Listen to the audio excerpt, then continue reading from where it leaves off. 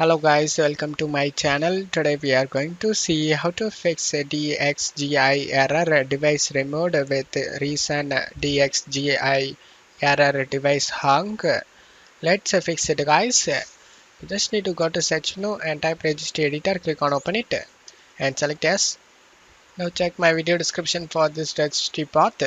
Just copy and paste it in the address bar and press enter. On left side, you just need to select the GraphicsDrivers. On right side, you just need to right click on the blank area and select new. Select debot 32-bit value. And now you just need to check my video description for this text used in my video. Just to copy and rename this new value. Just paste over here and press enter. Double click on it.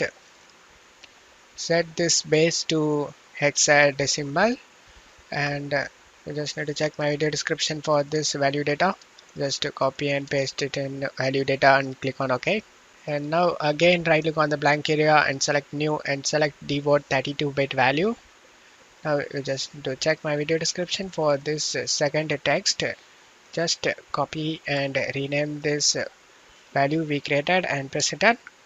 Double click on it. Set this base to hexadecimal.